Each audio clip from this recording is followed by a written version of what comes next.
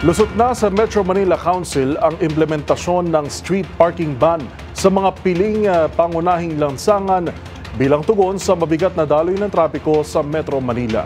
Ayon kay MMC President at San Juan City Mayor Francis Zamora, makatutuwang nila sa implementasyon ng programa ang umiiral na No Contact Apprehension Policy. Ang buong detalye sa report ni Kyle Bulyas.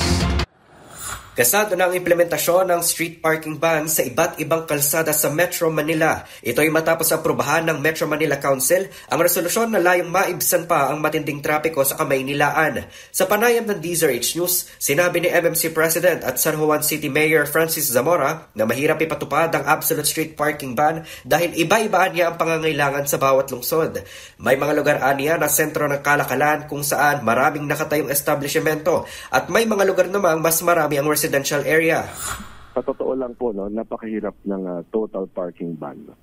We have to consider the realities on the ground na talagang yung absolute street parking ban ay napakahirap pong ipatupad yan. So, mas practical po yung ganitong paraan kung saan yung mga kalye na hindi naman po gaanong dinadaanan ay payagan po ang pagparada. Ngunit gusto ko pong linawin na kinakailangan po ng mga lokal na ordinansa upang ito po ay ipagtibay. So, the LGUs must amend the existing ordinances po para maging tugma dito sa ating council resolution.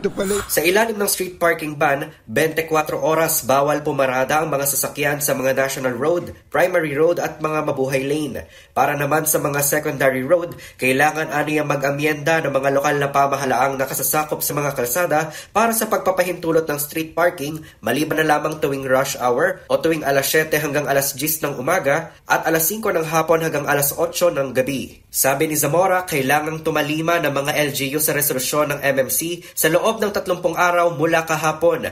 Dapat din aniyang matiyak na ang mga kalsadang papayagan ng parking ay hindi pa rin nagdudulot ng obstruction para sa mga fire truck at ambulansya. Samantala, tiniyak naman ni Zamora ang striktong pagpapatupad ng parking ban sa mga pangunahing kalsada sa Metro Manila. May isa sa katuparan aniya ito sa pamamagitan ng umiiral na No Contact Apprehension Policy. Sabi ni Zamora, may mga nakadeploy namang MMDA at local traffic enforcers pero sa tulong ng NCAP, mahuhuli pa rin ang mga magtatangkang lumabag sa parking ban sa mga major thoroughfare lalo na tuwing gabi. Para sa MBC TV Network News, ito si Kyle Bulyas ng DZRH. Una sa Pilipinas, una sa Pilipino.